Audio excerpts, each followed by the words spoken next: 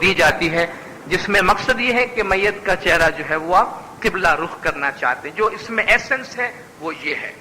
Of course یہ ہمیں ہدایت دی گئی تو اس پہ عمل کرنے کی کوشش کرنی چاہیے. اب اس پہ مسئلہ یہ آتا ہے کہ بعض اوقات جہاں میت کمیٹی کی فیسلٹیز، میت روم کی فیسلٹی نہیں ہے، جہاں غسل خانے بہت چھوٹے ہیں، بہت جگہ ابھی آپ کو فلیٹوں میں یہ کام کرنا پڑتا ہے، تو غسل خانے کی بناوٹ ایسی ہے کہ آپ یہ ساری جو ہدایت ہے اس پہ آپ عمل نہیں کر سکتے. یا تو آپ میدان میں لے کے آئے میت کو تو آپ اس پہ عمل کر سکتے ہیں، جو آپ نہیں کر سکتے ہیں. تو جو آپ کے پاس فزیکل کنسٹرین ہے کہ بھئی باتھ روم ہی ایسا بنا ہوا ہے کہ آپ باڈی کو نارتھ ساؤتھ نہیں رکھ سکتے ہیں، تو آپ باتھ روم توڑوائیں گے کہ آپ کا دین، ہمارا دین ہمیں یہ کہتا ہے کہ نہیں بھئی آپ کو نارتھ ساؤتھ تو اس کو رکھنا ہی پڑے گا، تو باتھ روم کو توڑواؤ، لیکن یہ نارتھ ساؤتھ ہے، اس کے سر پیر رہنے چاہیے. نہیں، جہاں نہیں ہو سکتا ہے تو نہیں ہو سکتا، وہاں نہیں کر سکتے ہیں.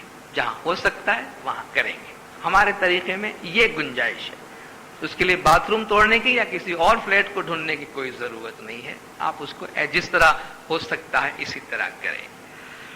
میت کو اٹھانے کے بعد صلوات پڑھتے رہنا چاہیے یا گنان پڑھنا چاہیے؟ میرے خیال سے یہ ایک یونیفارم طریقہ ہمارے پاس ہے. میت جب اٹھا لیتے ہیں تو جو لوگ پیچھے بیٹھے ہوتے ہیں وہ صلوات پڑھتے رہتے ہیں، اور بہتر ہے کہ صلوات ہی پڑھتے رہیں. میت کو اٹھنے کے بعد زیارت کا اعلان ہونا چاہیے یا نہیں؟ یہ ہدایات پہلے دی جا چکی ہیں کہ میت اٹھانے کے بعد، چونکہ زیارت کا اب جماعت کو ویسے ہی پتا ہوتا ہے زیارت کب ہوتی ہے، تو نہ ہی وہاں کوئی اناؤنسمنٹ ہو اور نہ ہی قبرستان پہ کوئی اعلان ہونا چاہیے. غسل دیتے وقت کون سی آیات پڑھنی چاہیے اور کفن پہناتے وقت کون سی آیات پڑھنی چاہیے؟ دیکھیے، نہ تو غسل دیتے وقت کوئی آیات پڑھنا پرسکرائب کیا گیا ہے اور نہ ہی کفن پہناتے وقت کوئی آیات پرسکرائب کی گئی ہے. جب نہیں ہے تو ہم آیات کے مرحلے میں نہ جائیں، کیونکہ یہ کوئی مشکل بات نہیں ہے کہ آیات پرسکرائب کر دی جائیں، لیکن آیات سیکھنا اور اس کو پڑھنا آپ کے لیے مسئلہ بن جائے گا. اس لیے بہتر ہے کہ ہم اس کو ایز اٹ از چھوڑیں اور صلوات پڑھتے رہیں. میت کو نہلانے کے دوران، کفن پہنانے کے دوران، جو بھی کام انجام دیتے ہیں جہاں اور کچھ کرنے کی ہدایت موجود نہیں ہے اس دوران ہم صلوات پڑھتے رہیں، جو ہمارے لیے بہترین طریقہ ہے. کیونکہ جب ہم آیات میں اگر ہم چلے گئے اور کچھ آیات آپ کو پرسکرائب کر دی گئی تو چند سال کے بعد یہ پوچھا جائے گا کہ یہ آیات کیوں پڑھی جاتی ہیں اور ان کا کیا مطلب ہے، کوئی اور آیات کیوں نہیں پڑھی جاتی، تو آپ سمجھتے ہیں کہ ہم نئے مسائل میں داخل ہوں گے. اس سے اچھا ہے کہ اس کو اسی طرح رکھیں اور جو گنجائش آپ کے پاس موجود ہے اس گنجائش کا استعمال کریں. میت کو کتنے روز تک رکھا جا سکتا ہے؟ آج کل ہمارے لیے یہ پرابلم بڑھ رہا ہے، جس کی وجہ یہ ہے کہ ہماری جماعت موبائل ہوئی ہے، جماعت دوسرے ممالک میں بسنے گئی ہے، تقریباً ہر فیملی سے کوئی نہ کوئی باہر ہے، اور یہ ایک طریقہ بن جاتا ہے کہ اگر میت ہو جاتی ہے تو باقی ماندہ فیملی ممبر، خاص طور پہ والدین ہیں یا بچے ہیں، ان کے آنے کا انتظار کرنا پڑتا ہے، اور یہ ایک ڈائلیما بن جاتا ہے فیملی کے واسطے بھی، مکھی کامڑے صاحبان کے واسطے بھی. اس میں کیا ہونا چاہیے؟ اس میں یہ کہ ہدایت کیا ہے وہ ہم دیکھ لیں، پھر ہم کیا کر سکتے ہیں وہ ہم دیکھ لیں. اس میں ہدایت یہ کہ دین اسلام میں یہ ایک عام تصور ہے کہ میت کو جتنی جلدی ہو سکے آپ دفن کر دیں. دائم الاسلام میں اس کی ہدایت موجود ہے کہ حضرت امیر المومنین مولا علی علیہ السلام سے روایت ہے کہ نبی صاحب نے فرمایا ہے کہ اگر کسی شخص کا انتقال دن کے پہلے حصے میں ہو جائے، یعنی صبح کے وقت ہو جائے، تو اس کا قیلولہ یعنی دوپہر کا سونا، دوپہر کو جو آپ نیپ لیتے ہیں، اس کا دوپہر کا سونا قبرستان میں ہونا چاہیے، قبر میں ہونا چاہیے. یعنی اگر صبح گزر گیا ہے تو دوپہر تک دفن کر دو، اور اگر دن کے آخری حصے میں انتقال کر جائے تو اس کی رات قبر میں گزرنی چاہیے. یعنی یہ جنرل گائیڈنس ہے، لیکن اس کے ساتھ ساتھ ہمیں سینسٹیوٹی ٹو دا کانٹیکسٹ جو کہا گیا کہ اب حالات کی نزاکت کو دیکھیں. ہم فیملی ممبر سے گزارش کر سکتے ہیں کہ آپ جلدی کریں، لیکن اگر فیملی انسسٹ کرتی ہے کہ بھئی ہمارے بچوں کو آنے دو، تو ہم ان پہ جبر نہیں کر سکتے ہیں، زبردستی نہیں کر سکتے ہیں، چونکہ آفٹر آل ان کے بھی جذبات ہیں، ان کا بھی اپنا مسئلہ ہے، اور شاید وہ کسی فیصلے کرنے کی حالت میں بھی نہیں ہوتے ہیں. تو ان کے جذبات، ان کے احساسات کا خیال رکھنا چاہیے اور ان پہ کسی قسم کی کوئی ڈیسیشن جو ہے وہ امپوز نہیں کرنا چاہیے۔ میت کو دفنانے کے بعد میت اور سلیبس کے درمیان جو فاصلے رکھے جاتے ہیں، یہ جو ہے کوئی ریلیجیس سگنیفیکنس کی چیز نہیں ہے، یہ قبر کو ایک قبر کی نشانی رکھنے کی علامت ہے، یا دو قبروں کے درمیان فاصلے کی علامت ہوتی ہے، یا کسی میت کو ایک نشانی کی، کسی قبر کی نشانی کے طور پہ کوئی چیز رکھی جاتی ہے۔ اور رسول نے بھی نشانی کے لیے قبر پہ پتھر نصب کیا تھا، اسی کے اعتبار سے یہ پتھر نصب کیے جاتے ہیں۔ وبائی بیماری والی میت کو غسل دینا کتنا ضروری ہے؟ یعنی خدا نہ خواستہ کوئی ایسی میت ہو کہ جس کو کوئی ایسی بیماری ہو کہ جس بیماری کے پھیلنے کا اندیشہ کانٹیجیس ہو، وبائی ہو، جس سے ایپیڈیمک پھیل سکے، یا اس میت کو ہاتھ لگانے سے یا اس کو ڈیل کرنے سے جو بیماری خدا نہ خواستہ اس میں تھی وہ ارد گرد کے ماحول میں پھیلنے کا اندیشہ ہو، اس صورت میں اس کو غسل دینا کتنا ضروری ہے؟ دین اسلام سب سے پہلے آپ سے یہ کہتا ہے کہ آپ جو ماحول ہے، جو انسانیت، جو حیات ہے، آپ اس کے فلاح و بہبود کا پہلے سوچیں۔ اگر آپ یہ سمجھتے ہیں کہ میت کو نہلانے سے دوسروں کی زندگیاں خطرے میں پڑ سکتی ہیں تو میت کو نہلانے کی کوئی ضرورت نہیں ہے، کیونکہ آپ جو لوگ حیات ہیں ان کے فلاح، ان کے بہبود کا خیال پہلے رکھیں۔ ایسی بات نہیں بھلے سارے گاؤں والے گزر جائیں لیکن میت نہلائے بغیر دفن نہیں ہو سکتی ہے، یہ کوئی مسئلہ نہیں بننا چاہیے۔ آپ یہ دیکھیں کہ جو معاشرہ ہے اس کی فلاح اور اس کی بہبود کس میں ہے، تو اس صورت میں بغیر نہلائے میت کو دفن کیا جا سکتا ہے۔ اور آپ دیکھیں ہوتا ہے ایسا جہاں وبائی بیماری پھیل جاتی ہے اور ہزاروں کے لوگ ایک ساتھ ختم ہو جاتے ہیں، تو آپ دیکھیں کہ ان کو ڈسپوز آف کرنے کا اپنا طریقہ ہوتا ہے کہ جلد از جلد ان کو ڈسپوز کیا جاتا ہے تاکہ دوسرے لوگ اس سے متاثر نہ ہوں۔ اگر میت کے جسم سے اعضاء الگ ہو جائیں یا صرف اس کی باڈی کے پارٹس ملیں تو اس کے بارے میں کیا کیا جائے؟ اس کے بارے میں ہدایات جو موجود ہیں وہ یہ ہے کہ حضرت امیر المومنین نے فرمایا کہ جسم انسانی کے ہر حصے پر نماز جنازہ پڑھنی چاہیے جس کے متعلق معلوم ہو کہ اس کے جدا ہونے سے انسان مر جاتا ہے۔ مثلا ایک شخص غائب ہو گیا اور نہیں مل رہا ہے، اور کچھ عرصے کے بعد اس خدا نہ خواستہ اس کا سر ملا ہے، تو اس کے سر پہ نماز پڑھ کے اس کو دفن کرنا چاہیے، کیونکہ یہ بات یقینی ہے کہ سر الگ ہونے کے بعد اب وہ انسان زندہ نہیں ہوگا ڈیفینیٹلی۔ لیکن اگر اس کا ہاتھ کہیں سے ملا ہے تو اس بات کی گنجائش موجود ہے کہ وہ شخص ابھی کہیں زندہ ہو سکتا ہے، چونکہ ہاتھ نہ ہونے پر بھی انسان زندہ رہ سکتا ہے۔ تو جسم کا کوئی ایسا حصہ ملے جس سے اس بات کا یقین ہو جائے کہ اس کے بعد انسان زندہ نہیں بچ سکتا، تو اسی حصے پر نماز جنازہ پڑھ کے اس سے دفن کر دیا جائے۔ مثلا جنگ یا حادثے کی صورت میں انسان کا سر یا کوئی ایسا حصہ ملے جس سے انسان مر جاتا ہے تو اس پر نماز پڑھے۔ اگر کسی کے موت کا یقین ہو چکا ہو اور صرف کچھ اعضاء ملے تو اس پہ نماز پڑھ کے دفن کر دے۔ مثلا خدا نہ خواستہ پلین کریش ہوتا ہے، پلین کریش ہوا اور لاشیں ٹوٹ پھوٹ گئی، جل گئی، بکھر گئی، کچھ پتہ نہیں، کچھ نہیں ملا، تو شاید کوئی پارٹس مل جائیں، کوئی ہاتھ مل گیا، لیکن آپ کو معلوم ہے اس ہاتھ ملنے کے باوجود یہ بات یقینی ہے کہ وہ باقی جو بھی تھے اس حادثے میں سب گزر چکے ہیں، تو اس ہاتھ پہ جو مذہبی کارروائی کرنی ہے وہ کر کے اس کو دفن کیا جا سکتا ہے۔ اسی طرح اگر جسم کا کوئی حصہ یعنی نہلانے کے دوران بال، گوشت، ہڈی وغیرہ اگر جسم سے گر جائے تو اسے کفن میں ڈال کر دفن کر دینا چاہیے۔ بعض لوگ میت پر مہندی لگانے کا اصرار کرتے ہیں، اس کی حوصلہ افزائی کی جائے یا حوصلہ شکنی کی جائے۔ اب میت پہ مہندی لگا کے بھی ہم کیا کریں گے؟ جس طرح میں نے آپ سے کہا کہ کچھ کلچرل چیزیں کچھ لوگوں میں پائی جاتی، ظاہر ہے کہ یہ سب میں نہیں ہوگا، کس بیک گراؤنڈ کے لوگ ہیں، کس ماحول کے لوگ ہیں، کہاں کیا چیز پائی جاتی تھی۔ تو ऐसी सूरत में उनको समझाने की कोशिश करें कि भाई देखें, जो हमारी मजहबी रसूमात और हिदायत है उन तक हम महदूद रहें, उन्हीं के मुताबिक करें तो अच्छा है, प्यार मोहब्बत से समझाएं तो अच्छी बात है, मगर इसको इशू ना बनाएं। वो मरहला, वो वक्त जो होता है वो कोई इशू बनाने का या कोई किसी मामले पे बहुत ही सख्त या कट्टर रवैया अपनाने का नहीं होता है, लोगों के जज्बात को समझने का होता है। लेकिन जो हमारा तरीका है उसको समझाने की जरूर कोशिश करें। और मैं समझता हूँ समझाने से, मुखी कामड़े साहिबान के समझाने से हमारे 95% मसाइल जो है वो हल हो जाते हैं।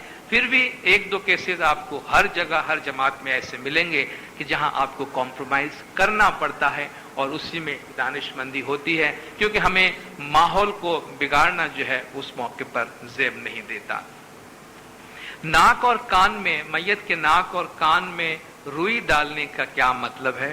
गालिबन इसकी कोई मजहबी सिग्निफिकेंस नजर नहीं आती। जो नजर आती है वो सिर्फ ये है कि मैयत को हैंडल करने के दौरान उसके जो ओपनिंग्स है उसके बॉडी में कहीं से कोई चीज जो है वो लीक न हो, खारिज न हो, उस लीकेज को आप बंद करने के लिए उसके नाक या कान में रुई डालते हैं। इसके अलावा और कोई मजहबी सिग्निफिकेंस नहीं है। क्या सवाब आखिरत के गिनान की बजाय वेंती पढ़ी जा सकती है? ये बहुत ही माकूल सवाल है कि भाई उस मौके पर आपने गिनान भी ऐसे दिए हैं, ठीक है, हमने बिल्कुल डरावने गिनान नहीं दिए, लेकिन आफ्टर ऑल वो भी आप आखिरत की बातें करते हैं, तो क्या हम वेंती के पाठ पढ़ सकते हैं? बिल्कुल पढ़ सकते हैं, ऐसी कोई पाबंदी नहीं है कि आप उस मौके पर वेंती नहीं पढ़ सकते हैं। आप देखें, अगर प्योरली इस्माइली माहौल है आप वेंती पढ़ें, लेकिन अगर आप समझते हैं कि मुनासिब ये है कि आप कलाम पढ़ें या कुरान पढ़ें तो उसको प्रेफरेंस दी जाए। मैयत पर शॉल डालने का क्या तस्वुर है? मैयत पर शॉल डालने का कोई रिलीजियस सिग्निफिकेंस या तस्वुर एज सच नजर नहीं आता, मगर यह है कि जो शख्स दुनिया से जाता है आम तौर पर वो फिजिकली भी खाली हाथ जाता है, और इस्लाम एक ऐसा दीन है जो हमें इस बात की तालीम देता है कि जिंदगी में आपके ताल्लुकात किसी के साथ कैसा भी क्यों ना हो, मौत के बाद कभी किसी इंसान को बुरा नहीं कहना चाहिए, और आप अपने तमाम जो रंजिशें हैं वो मौत के बाद भुला देते हैं। तो आमतौर पर लोग क्या करते हैं कि भाई कोई भी गुजर जाता है, हमारे पास तो एक हमने सिस्टम बनाए माशाल्लाह, उस पर अमल होता है। आप गाँव में चले जाएंगे तो अगर कोई मैयत हो जाती है तो हर फैमिली से एक चादर आती है, हर फैमिली से एक चादर, उनके पास चादरों के ढेर लग जाते।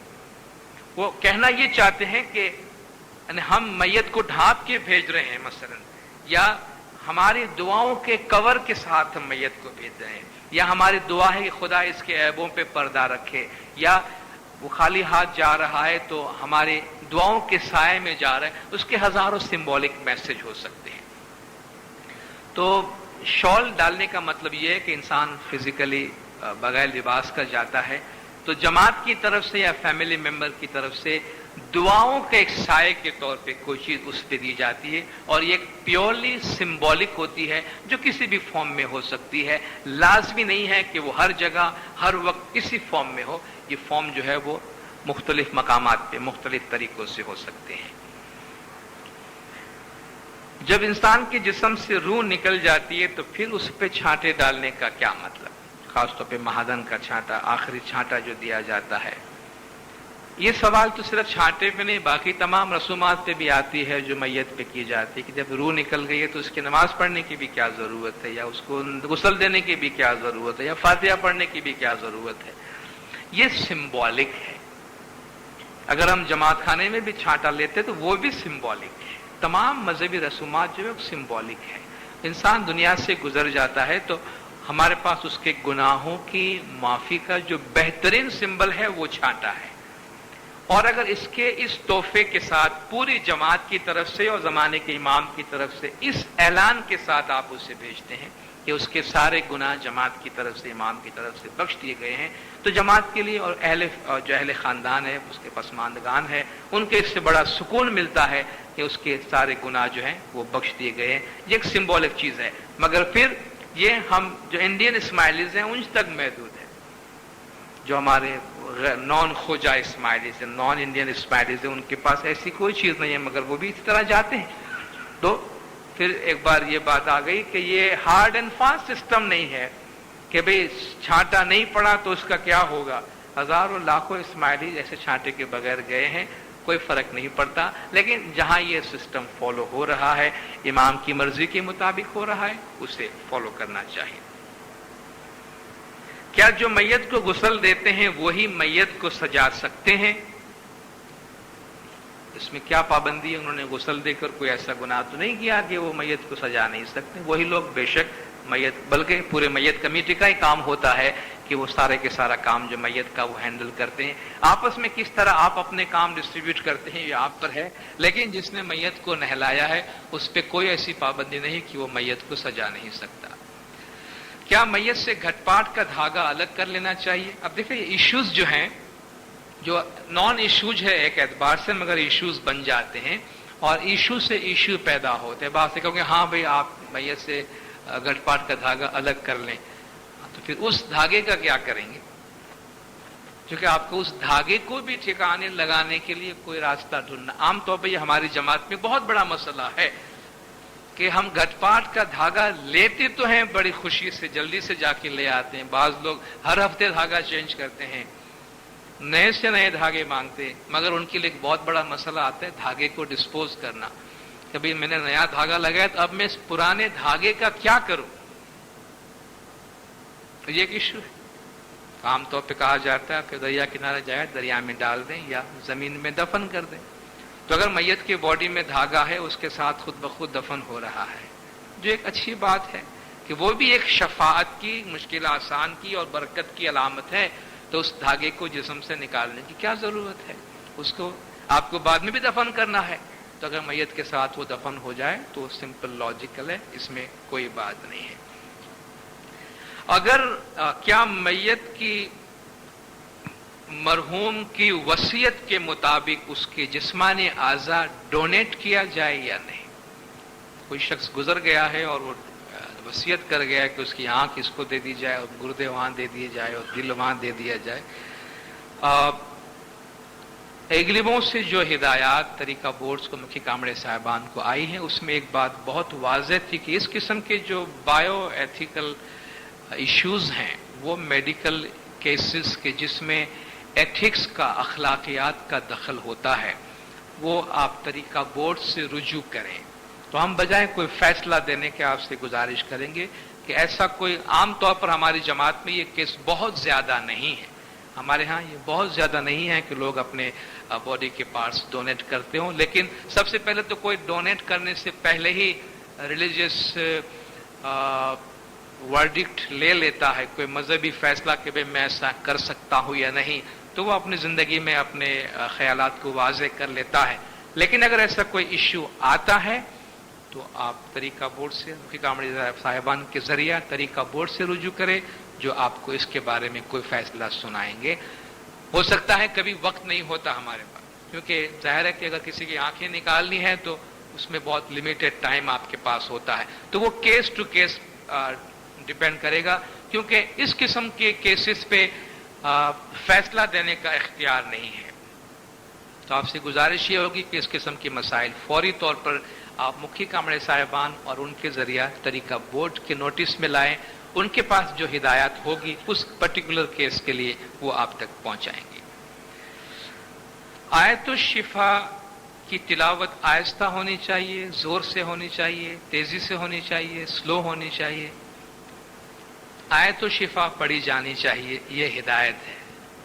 باقی اس کا مقصد ہے قرآن کو پڑھا جائے، تیزی سے پڑھا جائے، سلو پڑھا جائے، تلاوت سے پڑھا جائے، حذر کے ساتھ پڑھا جائے، یہ کوئی مسئلہ نہیں ہے، کوئی مسئلہ نہیں. آپ کو تیز پڑھنا ہے آپ تیز پڑھیں، آپ کو تلاوت کرنی ہے آپ تلاوت کریں، آپ کو بڑی آواز سے پڑھنی ہے بڑی آواز سے پڑھیں، چھوٹی آواز سے پڑھنی ہے چھوٹی آواز سے پڑھیں. کیونکہ اس میں سے کسی بھی ایک کے بارے میں کوئی بھی فیصلہ دینا فتویٰ بن جائے گا اور باقی سب غلط بن جائیں گے، پھر وہ ایک صحیح بن جائے گا، جو ہمارا اپروچ اور ایٹیٹیوڈ نہیں ہے. میت کو کندھا دینا، میت کو کندھا دینے کا کیا طریقہ ہے اور اس کا کیا تصور ہے؟ میت کو کندھا دینے کا کوئی خاص طریقہ نہیں ہے مقرر. جنازے میں شریک ہونے کی حوصلہ افزائی کی جاتی ہے کہ جنازے میں شریک ہونے سے انسان کے دل میں موت کی یاد تازہ ہوتی ہے، جس سے اس کو کم از کم تھوڑی دیر کے لیے بھی اپنے اعمال کا جائزہ لینے اور اپنے آپ کو چیک کرنے کا موقع مل جاتا ہے۔ اس لیے جنازے میں شریک ہونے کو حوصلہ افزائی کیا جاتا ہے، مگر کوئی خاص طریقہ مقرر نہیں ہے کہ پہلے دائیں طرف سے آئیں یا بائیں طرف سے۔ اگر کوئی ایک بھی فیصلہ آپ دیں گے ہاں کہ میت کو پہلے دائیں جانب سے کندھا دینا چاہیے، تو آپ کی بجائے 2 لائن کے 1 لائن بنے گی، سب لوگ دائیں جانب کھڑے ہوں گے، بائیں طرف کوئی بھی نہیں ہوگا، پھر آپ کیا کریں؟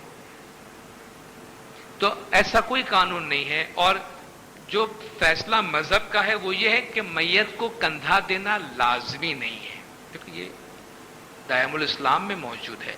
میت کو کندھا دینا لازمی نہیں ہے۔ آپ کا ایک سوال خواتین کی طرف سے تھا کہ بھئی عورتیں جنازے میں کندھا دینے کے واسطے شریک نہیں ہو سکتی ہیں تو ان کو اس کا ثواب کیسے ملے؟ تو کندھا دینا ضروری نہیں ہے، کندھا دینا ضروری نہیں ہے، لیکن جو شریک ہوتے ہیں اور کندھا دیتے ہیں تو اچھی بات ہے۔ کندھا دینے کا کوئی طریقہ نہیں ہے، چاہے تو ایک طرف سے دیں، چاہے دونوں طرف سے دیں، چاہے نہ دیں، کوئی فرق نہیں پڑتا، اور یہ کوئی ایشو نہیں ہے ہمارے لیے۔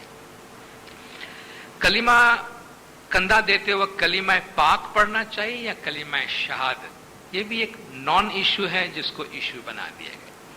کلمہ پاک اور کلمہ شہادت میں فرق کیا ہے؟ لا الہ الا اللہ محمد رسول اللہ، یہ کلمہ طیبہ یا کلمہ پاک ہے۔ اشہد ان لا الہ الا اللہ و اشہد ان محمد رسول اللہ، یہ کلمہ شہادت ہے۔ پہلے میں آپ نے کہا کہ اللہ کے سوا کوئی معبود نہیں، محمد اللہ کے رسول ہے۔ دوسرے میں آپ نے کہا کہ میں شہادت دیتا ہوں کہ اللہ کے سوا کوئی معبود نہیں ہے، میں شہادت دیتا ہوں کہ اللہ کے سوا حضور جو ہے وہ رسول اللہ کے پیغمبر ہے۔ ان دونوں میں کوئی فرق نہیں ہے۔ ہدایت یہ ہے کہ ہم کلمہ پاک پڑھیں، لیکن کلمہ پاک یا کلمہ شہادت کوئی ایشو نہیں ہے۔ اور اگر کوئی کلمہ شہادت پڑھتا ہے تو اس کو روک کے کہنے کی ضرورت نہیں کہ بھائی رک جاؤ تم غلط ہو، یہاں تو کلمہ پاک پڑھنا چاہیے، تم یہ شہادت کیوں پڑھ رہے ہو؟ یہ نہیں، کوئی کلمہ شہادت پڑھتا ہے بے شک پڑھے، وہی پڑھ رہا ہے جو آپ کلمہ پاک میں پڑھتے ہیں، صرف وہ اتنا ایڈ کر رہا ہے کہ میں گواہی دیتا ہوں، اور یہ کوئی ایشو نہیں ہے۔ کیا یہ درست ہے کہ جس کی میت میں زیادہ لوگ ہوں وہ کم گنہگار ہے اور جس کی میت میں کم لوگ ہوں وہ زیادہ گنہگار ہے؟ مثلا گنہگار کی میت میں کم لوگ آتے ہیں اور نیک لوگوں کی میت میں زیادہ لوگ آتے ہیں، ضروری نہیں ہے۔ کوئی سیاستدان مر جاتا ہے تو پورا شہر آ جاتا ہے، اس میں تو کیا ہو، تو وہ تو اس کی کرسی کی وجہ سے آتا ہے، کوئی اس کی سیرت کی وجہ سے نہیں آتا۔ اور کربلا کے میدان میں امام اور ان کے پورے فیملی کے لوگ شہید ہو گئے تو لاشوں کو بگاڑا گیا، کوئی دفن کرنے والا نہیں تھا، تو کیا ہم اس پہ ججمنٹ دیں گے کہ وہ نعوذ باللہ، چونکہ اس میں کوئی شریک نہیں ہوا جنازے میں تو وہ کیسے لوگ تھے؟ اچھے یا برے کا فیصلہ خدا کے حوالے کریں، اور جنازے کی سائز دیکھ کر ہم کسی کے اچھے یا برے ہونے کا فیصلہ نہ دیں اور اس کو کوئی اہمیت نہ دیں۔ وہ انسان کی شہرت پہ دار و مدار رکھتا ہے، کون کتنا مشہور ہے یا کن سے کس قسم کے تعلقات ہے، اور کیا آپ اس سے لینا چاہتے تھے یا کیا اس کے خاندان والوں سے آپ لینا دینا چاہتے ہیں، ان سب کے اثرات جو ہیں وہ اس میں عام طور پر ہوتے ہیں۔ نماز جنازہ، پیش امام کو ہاف سلیوز کے کپڑے پہننا چاہیے یا نہیں، اور کیوں؟ میں نے پہلے عرض کیا کہ پیش امام جو ہوتا ہے وہ ڈگنیفائڈ لباس میں ہو۔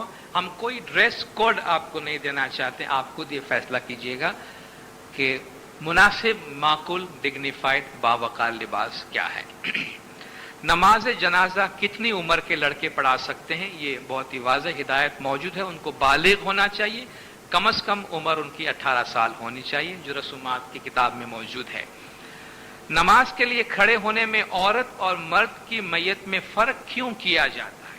کہ جب عورت کی میت ہوتی ہے تو پیش امام دوسری جگہ پہ کھڑا ہوتا ہے، مرد کی میت ہو تو پیش امام کے کھڑے ہونے کی جگہ تو ایک میں آپ سر کے پاس کھڑے رہتے ہیں اور ایک میں سینے کے پاس کھڑے ہوتے ہیں۔ اب یہ اس کے بارے میں ہدایت ہے، فرمان ہے، اور فاطمی دور میں اس کی تعویل، اس کا باطنی مطلب بھی بتانے کی کوشش کی گئی ہے، مگر اس کو سمجھنے کے لیے پورا تعویل کا جو سٹرکچر ہے وہ سمجھنا بہت ضروری ہے، جس سے ہماری جماعت جو इंडियन जमात है वो यूज्ड टू नहीं है, उनको नहीं मालूम, इसलिए सिर्फ तावील बयान करना मकसद नहीं है, मगर इसकी हिदायत है और उसी के मुताबिक अमल किया जाता है। और दायमुल इस्लाम में मौजूद है कि अमीरुल मोमिनीन मौला अली अलैहिस्सलाम से मनकुल है कि आन हज़रत सल्लम जब किसी मर्द के जनाजे पर नमाज पढ़ाते थे तो आप उसके सीने के मुकाबिल खड़े होते थे, और जब जनाजा किसी औरत का होता था तो आप उसके सर के मुकाबिल खड़े रहते थे। नमाज जनाजा जमात खाने में क्यों अदा नहीं की जाती? जमात खाना नॉर्मली हमारे जो कम्युनिटी की चीजें हैं, जमात की चीजें, वो हम जमात खाने में अदा करते हैं। वो चीजें जो हम कॉमन है अदा करने में हमारे दूसरे मुसलमान भाइयों के लिए, जैसा कि आप नमाज ईदन हम अदा करते हैं, तो जो तमाम मुसलमान जिसमें शरीक हो सके ऐसी रसूमात हैं तो वो हम जमात खाने के बाहर ही करते हैं, और कब्रिस्तान में इसका बहुत ही माकूल इंतजाम मौजूद है। नमाज जनाजा पढ़ाते वक्त आवाज कितनी हो इसकी हिदायत भी दी गई है किताब में कि सिर्फ तकबीर और सलाम ये दो चीजें बड़ी आवाज से पढ़ी जाती है, बाकी नमाज खामोशी से पढ़ी जाती है। नमाज जनाजा के बाद कोई दुआ मांगी जाए या नहीं, और ये कहा गया कि बाज़ जगहों पे कुछ दुआएं मांगी जाती हैं, बाज़ जगहों पे नहीं मांगी जाती है। तरीका बोर्ड की किताब में जो हिदायत दी गई हैं हम उसी पे अगर अमल करें, उसी पे महदूद रहें तो बेहतर है। अगर उसमें कोई दुआएं नहीं दी गई है तो कोई दुआएं मांगने की जरूरत नहीं है, क्योंकि जिन दुआओं की जरूरत है, नमाज है या फातिहा है, ज़ियारत है, वो अपने अपने वक्त पे मांगी जाती है। इसलिए अपनी तरफ से कुछ हम इजाफा न करें, क्योंकि वो दूसरों के लिए सवाल बन जाता है और वो कहते हैं हमारे यहाँ नहीं होता तो वहाँ क्यों होता है। तो हम नमाज ज़ियारत और फातिहा की जो किताब है उसी के मुताबिक अमल करें तो बेहतर है। कब्रिस्तान के बारे में सवाल आती है कि बैरून मुल्क से जो मैयत आती है और उसकी मजहबी रसूमात अदा कर दी गई हो तो उसको ताबूत के साथ, कॉफिन के साथ दफन किया जाए या कॉफिन के बगैर। बेहतर यह है कि आप उसको ताबूत के साथ ही दफन करें, क्योंकि ताबूत से उसको निकालने की कोई जरूरत नहीं है। मैयत को दफनाने के बाद 40 कदम दूर जाके फिर फातिहा पढ़ने का क्या मतलब है? इस 40 कदम ऐसा सच कोई नहीं हो, मकसद नहीं है। ये एक अलविदाही, एक तो आप फातिहा पढ़ते हैं जो मैयत के लिए, दूसरा आप तमाम रूहानी के लिए जो भी वहां मौजूद है। कब्रिस्तान से निकलते वक्त आप एक आखिरी फातिहा पढ़ते हैं। अब वो 40 कदम जो है ना बस एक फिगर बन गया। मुमकिन है कि जब ये रिवायत पढ़ी हो तो वो कब्रिस्तान इतना छोटा हो कि 40 कदम के साथ ही आप कब्रिस्तान से बाहर निकल आते होंगे, तो आपको 40 कदम पे करने के लिए कहा गया। मुझे अपने बचपन का वाकया याद आता है। मैंने करीमाबाद में कहा था कि हम जब छोटे थे तो हमारे पेरेंट्स हमसे कहा करते थे कि रात को खाना खाने के बाद 40 कदम चला करो, उसके बाद सोना। तो वो 40 कदम चलना जो है वो हमारे लिए एक मजहबी चीज बन गई थी। हम लिटरली खाना खाने के बाद सोने से पहले गिनकर 40 कदम चलते थे, जिसका बाद में हमें पता चला कि भी उनके कहने का मतलब ये था कि खाना खाने के बाद फौरन नहीं सोना चाहिए, इससे आपका खाना हजम नहीं होता, थोड़ी देर चलना चाहिए। तो उन्होंने 40 का फिगर दे दिया जो हमारे लिए मजहबी चीज बन गई। लेकिन जो उसमें मकसद था वो 40 नहीं था। मकसद ये था कि आप खाना खाने के बाद थोड़े टहला करें ताकि खाना हजम हो जाए। कब्र बनाते वक्त कब्र पर पैर रखना मुनासिब है या नहीं? कब्र का एहतराम होना चाहिए और जानबूझ के कब्र पे पैर रखना या कब्र की बेहुरमती से बचना चाहिए। हुजूर का भी फरमान है कि जब आप कब्रिस्तान में हो तो कब्र पे चले नहीं और कब्र के पास हंसे नहीं, क्योंकि इससे एक लिहाज से कब्रिस्तान का जो वकार है उसको नुकसान पहुंचता है। गलती से कुछ भी हो सकता है, आपको नहीं मालूम, बाज़ औक़ात किसी जगह से आप गुजर रहे हैं कब्रिस्तान में, वहां कोई कब्र हो, लेकिन जहां तक मुमकिन हो जानबूझ के कब्र पे पैर नहीं रखना चाहिए। कब्र पर फातिहा पैरों के करीब खड़े होकर पढ़नी चाहिए या सर के करीब? बस फातिहा पढ़ना है और जितने कम डिटेल्स में जाएंगे इतना अच्छा है। पैर जो आप कब्रिस्तान और कब्र की सूरत और हालात के लिहाज से आपको जो जगह मुनासिब लगे वहां खड़े होकर फातिहा पढ़ ले। न सर के पास कोई अहमियत है न पैर के पास, और कोई भी जजमेंट देना इसको आपके लिए एक मसला बना देगा। 40वें और मुहर्रम के मौके पर कब्रिस्तान में जाने का क्या तस्वुर है? आप जानते हैं हमारे यहाँ नॉर्मली हम डिस्करेज करते हैं कि आपको जो भी मजहबी काम अंजाम देना है मैयत के बाद आप उसे जमात खाने में अंजाम दें। قبرستان میں بار بار قبرستان کا دورہ کرنا ایز سچ ہم اپنی جماعتوں میں انکریج نہیں کرتے، تو ہم جماعت کی حوصلہ افزائی اسی بات پہ کرتے ہیں کہ آپ کو روح کے لیے جو کام کرنا ہے آپ جماعت خانے میں آ کر ہی کریں۔ عورتیں جنازے کے ساتھ قبرستان کیوں نہیں جا سکتی؟ امیر المومنین مولا علی علیہ السلام سے روایت ہے کہ ایک دفعہ آن حضرت صلی اللہ علیہ وسلم ایک جنازے کے ہمراہ تشریف لے جا رہے تھے کہ آپ کی نظر ایک عورت پر پڑی جو جنازے کے پیچھے پیچھے چلی آ رہی تھی۔ آپ ٹھہر گئے اور فرمایا کہ اس عورت کو لوٹا دو، بس وہ عورت لوٹا دی گئی۔ آپ ٹھہرے رہے یہاں تک کہ آپ سے کہا گیا کہ اے رسول خدا صلی اللہ علیہ وسلم، وہ عورت تو مدینہ کی دیواروں کے پیچھے آگے چلی گئی ہے، تب آپ وہاں سے روانہ ہوئے۔ جنرل اسلام میں عام طور پہ مسلمان جنازے کے ساتھ اپنے عورتوں کو قبرستان نہیں لے جاتے ہیں، اور یہ اسی ماحول کا اثر ہے جس کی وجہ سے ہم بھی اسی چیز کو فالو کرتے ہیں۔ مگر بعد میں فاتحہ خوانی کے لیے یا زیارت کے لیے جو عورتیں مختلف مذاہب والے دوسرے مسلمان بھی قبرستان جاتی ہیں، عورتوں کا مکمل طور پر قبرستان جانے پر پابندی نہیں، مگر جنازے کے ساتھ دفن کے وقت قبرستان نہیں جاتی، وہ بعد میں وزٹ کرتی ہیں، تو ایز سچ اس وقت ان پر کوئی پابندی نہیں ہے۔ کل کی مٹی کا کیا مطلب ہے؟ جب دفن ہو چکتے ہیں میت، اس کے بعد جو بھی لوگ وہاں موجود ہوتے ہیں مٹی لے کر اس میں کل کی سورہ جو قرآن کی آخری سورتیں ہیں، سورۃ الاخلاص ہے، وہ پڑھ کے مٹی دیتے ہیں۔ مولا علی علیہ السلام سے منقول ہے کہ آپ نے فرمایا کہ آن حضرت صلی اللہ علیہ وسلم جب کسی میت کی تدفین میں دفن میں حاضر ہوتے تو قبر میں 3 مرتبہ مٹھی بھر کے مٹی ڈالتے تھے۔ مولا علی علیہ السلام سے روایت ہے کہ جب آپ کسی قبر میں مٹی ڈالتے تو یہ دعا پڑھتے تھے، تو کوئی دعا اس میں دی گئی ہے، آج اس کی جگہ ہم سورہ پڑھتے ہیں قرآن کی۔ آپ فرماتے تھے کہ جو شخص اس پر عمل کرے گا تو اس کے لیے خاک کا ہر ذرہ نیکی بن جائے گا۔ کل کی مٹی کا مطلب یہ ہے کہ ہم اس دفن میں شامل ہوئے، اپنی طرف سے اپنے ہاتھ سے مٹی اس قبر میں ڈالتے ہیں جس میں ہم قرآن کی آیت پڑھتے ہیں، ہماری طرف سے دعاؤں کا تحفہ مرحوم کو دیتے ہیں، اور وہ دعائیں پھر ان ریٹرن ہمارے لیے برکات اور گناہوں کی معافی کا ذریعہ بن جاتی ہیں۔ بھاتی ہونی چاہیے یا نہیں؟ بھاتی کا تصور کیا ہے؟ کچھ بھاتی ہونی چاہیے یا نہیں، تو ہم پہلے یہ معلوم کریں کہ بھاتی کیا ہے۔ بھاتی جو ہے وہ سوگوار خاندان کو اس موقع پر جن کو اپنے کھانے پینے کا ہوش و حواس نہیں رہتا، ان کے لیے کھانے پینے کا سامان مہیا کرنا ہے اور ان کے ساتھ بیٹھ کر کھانا ہے تاکہ وہ کم از کم اپنے آپ کو سنبھال سکے۔ یہ کانسیپٹ ہے اس کا۔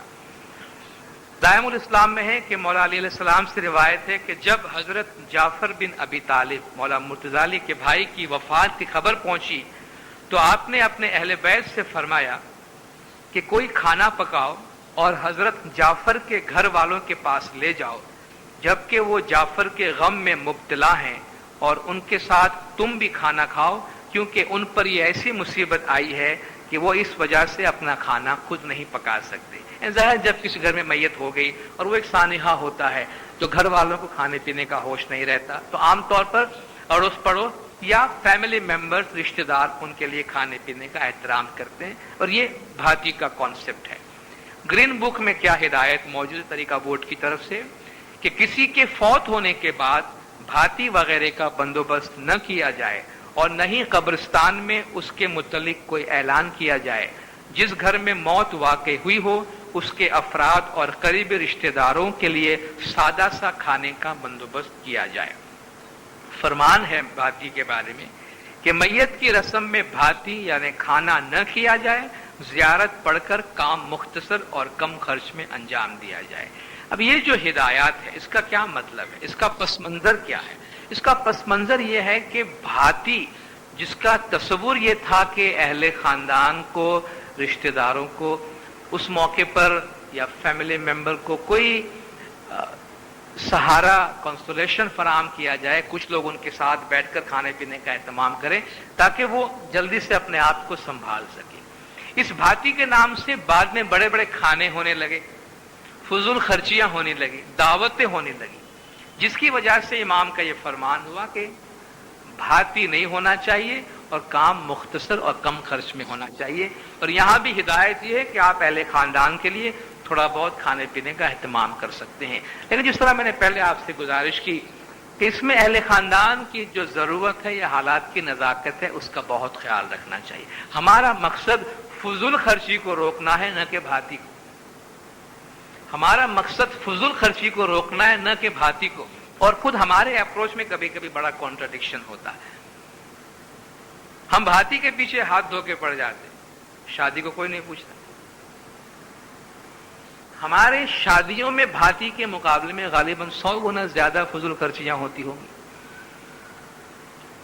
کبھی کبھی وہ اس مرحلے پہ ہوتا ہے کہ ہماری پہنچ اور ہمارے گرفت سے بھی باہر ہے کہ آپ اس پہ قانون تو کیا لگائیں گے, آپ ان کے بارے میں بات کرنے کی بھی آپ میں جرت نہیں ہوتی, کیونکہ وہ اس مرحلے پہ ہوتے ہیں. تو ہمارے قانون میں کوئی یا ہمارے اپروچ میں کوئی ایسا طریقہ تو ہو کہ ہم اگر فضول خرچی کو روکنا چاہتے ہیں تو فضول خرچی کو اسٹرائک کریں, کوئی خاص رسم کو نہیں.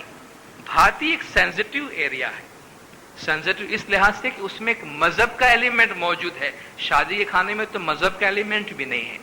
بھاتی میں تو آپ پھر بھی اہل خاندان کے ساتھ بیٹھ کے کچھ ان کے دکھ میں شریک ہونے کا کوئی ایلیمنٹ پایا جاتا ہے. اب مثال آپ کو بھی, کراچی میں میت ہو گئی, رشتہ دار 3 بسیں بھر کے حیدرآباد سے آئے.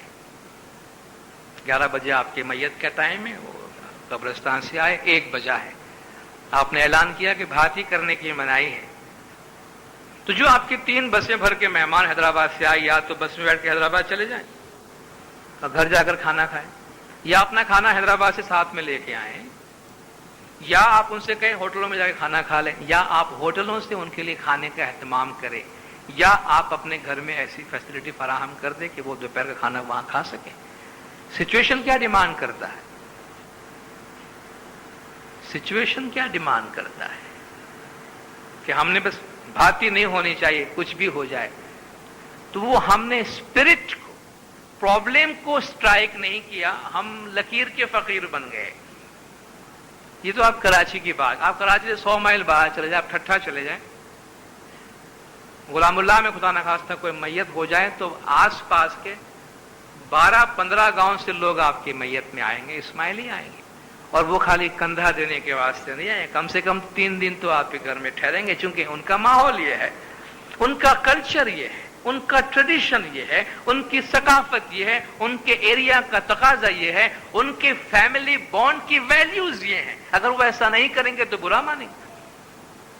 تو وہ وہاں آئیں گے, میت میں جائیں گے, پھر شاید کچھ لوگ زیارت کر کے جائیں, کچھ لوگ 3 دن کے بعد جائیں, کچھ لوگ 7 دن کے بعد جائیں گے. کہ آپ ان کے لیے کھانے پینے کا اہتمام نہیں کریں گے؟ وہ ان کے ویلیوز ہیں, ہمارا یہ قانون وہاں پہ لاگو نہیں ہو سکے گا. تو بجائے ہم کسی رسم کو اسٹرائک کرنے کے, ہم جو پرابلم ہے اس کو اسٹرائک کریں. فضول خرچی خواہ بھاتی کے نام سے ہو, خواہ دعوتوں کے نام سے ہو, خواہ گوڈانی کی دعا کے نام سے ہو, خواہ شادی بیاہ کے نام سے ہو, خواہ کسی ویرائٹی پروگرام کے نام سے ہو, ہر جگہ پہ اسٹرائک کیا جانا چاہیے اور اس سے روکا جانا چاہیے. بھاتی کے لیے 1 فرمان ہے, شادی بیاہ کی فضول خرچی کے لیے 100 فرمان ہے مولا کے, اس سے کہیں زیادہ سخت اسٹرکٹ فرمان ہے. تو ہمارا جو اپروچ ہے وہ پرابلم کی طرف ہونا چاہیے, نہ کہ کسی خاص رسم کی طرف. زیارت, جماعت خانے میں پڑھی جانے والی زیارت میں اعوذ باللہ پڑھنے کا کیا تصور ہے؟ اعوذ باللہ پڑھنے میں کیا نقصان ہے کہ ہماری دعا میں نہیں ہے اس لیے ہم کسی چیز میں اعوذ باللہ نہ پڑھیں, ایسی تو کوئی ہدایت نہیں ہے. نکاح میں پڑھتے ہیں, یہاں پڑھتے ہیں, مولا کے حضور میں پڑھتے ہیں, تو یہ کوئی مسئلہ نہیں ہے. عورتیں زیارت پڑھا سکتی ہے یا نہیں؟ ابھی تک تو نہیں پڑھا سکتی ہے, آئندہ کچھ نہیں کہہ سکتے ہیں, مگر فی الحال کوئی بھی مفتی صاحب آپ کو زیارت پڑھنے کا الاؤ نہیں کریں گے, کیونکہ وہ بھی ایک لحاظ سے اسی کیٹیگری میں آتی ہے جہاں ہم دوسرے مسلمانوں کے ساتھ اپنے کارروائی انجام دیتے ہیں. 6 سال یا اس سے کم عمر کے بچے کی زیارت کیوں نہیں پڑھائی جاتی؟ اس کے متعلق طریقہ بورڈ کی طرف سے جو ہدایات ماضی میں دی گئی ہیں اس میں مولا کے پچھلے جامع کا ایک فرمان کوٹ کیا گیا ہے. اس فرمان کی روشنی میں جو 6 سال سے کم عمر کے بچے ہیں ان کی نہ زیارت ہوتی ہے, نہ گوڈانی یا 40ویں کی دعا ہوتی ہے. زیارت کتنی جلد ادا کی جانی چاہیے؟ کیا زیارت ادا نہ ہونے تک روح تکلیف میں رہتی ہے؟ آپ انٹرپریٹیشن کچھ بھی کر سکتے ہیں. پہلے زیارت تیسرے دن ہوتی تھی، آج تو شکر ہے کہ سیم ڈے ہو جاتی ہے. بہت تو آپ کو ایک دن انتظار کرنا پڑتا ہے. تو روح تکلیف میں رہتی ہے یا نہیں رہتی ہے، ان کانسیپٹ میں جانے کی ضرورت نہیں ہے. مکھی کامڑے صاحبان طریقہ بڑی کوشش کرتی ہے کہ جلد از جلد آپ اپنی رسومات سے فارغ ہو جائیں، اس لیے عام طور پر زیارت سیم ڈے ادا کر دی جاتی ہے، سوائے کبھی کوئی ایسے ناگزیر وجوہات ہوں، فرائیڈیز پڑ جاتا ہے، چاند رات یا کوئی خوشحالی، جس سے ایک دن ڈیلے کرنا پڑتا ہے، جس سے کوئی فرق نہیں پڑتا. زیارت اور گوڈانی کی دعا میں کیا فرق ہے؟ زیارت جو ہے وہ اس کو ہم سوئم کا استعمال کر سکتے ہیں کہ وہ تیسرے دن کی دعا ہے، اور گوڈانی جو ہے وہ 40ویں کی دعا ہے. اور میں یہ وضاحت کروں کہ گوڈانی جو ہے وہ ایک بہت ہی محدود اور ایک لمیٹڈ ٹرم ہے جس کو ری تھنک کیا جا رہا ہے اور سوچنا چاہیے. جو اس کا آپ سمجھے کہ براڈر میننگ کا ٹرم ہے وہ 40واں ہے، جو سب سمجھ لیں گے. لیکن گوڈھانی ہمارے اسی سندھ کے علاقے کا، بلکہ میں آپ سے عرض کروں کہ ایون سندھ کے لوگ جو بھی ہیں وہ بھی سب کے سب گوڈھانی کا لفظ استعمال نہیں کرتے. اور بہت سے سندھ کے ہمارے وائزین جو ہے وہ بھی ابھی تک ہمیں اس ورڈ کو صحیح طرح سمجھا نہیں پائے کہ اس کا مطلب کیا ہوتا ہے، کہ گوڈھانی کا ایکچوئل میننگ کیا ہے. اس میں بھی ڈفرنس آف اوپینین ہے اور ڈفرنس آف ایکسپلینیشن ہے. تو اس لیے یہ ورڈ اٹ سیلف جو ہے اس پہ بھی ری تھنک کیا جانا چاہیے. اور 40واں کا جو لفظ ہے وہ زیادہ مشتمل ہے، وہ ایک ایسا لفظ استعمال کیا جا سکتا ہے جو یونیورسل ہو سکتا ہے. مسلم اور اسماعیلی، یعنی نان اسماعیلی مسلمس اور ہمارے ڈفرنٹ ٹریڈیشنز پر بھی اس کا اطلاق ہو سکتا ہے. تو ہم 40ویں کا لفظ استعمال کریں تو وہ زیادہ بہتر ہے. زیارت کی رسم جماعت خانے کے علاوہ کسی اور جگہ کوئی اور جگہ ادا کی جا سکتی ہے یا نہیں؟ موجودہ صورت میں زیارت جماعت خانے میں ہی پڑھی جاتی ہے اور وہیں پڑھی جانی چاہیے. فی الحال اس کے بارے میں اور کوئی ہدایت نہیں. میرے پاس اور بھی کئی سوالات متفرقات ہیں، لیکن میں سمجھتا ہوں وقت بہت زیادہ ہو چکا ہے. اگر آپ کی اجازت ہوگی تو میں اس کو آگے بڑھاؤں گا، ورنہ میں سمجھتا ہوں کہ اس کو ہم یہیں پہ ختم کریں تاکہ آپ اپنے دوسری کارروائی انجام دے سکیں. اور بھی جو سوالات ہیں ان کو لینے جاؤں گا تو آپ کا آدھا گھنٹہ اور نکل جائے گا. تو میں سمجھتا ہوں اس کو یہاں پہ سٹاپ کرتے ہیں، کسی اور موقع پر ان سوالات کو ہم لے لیں گے.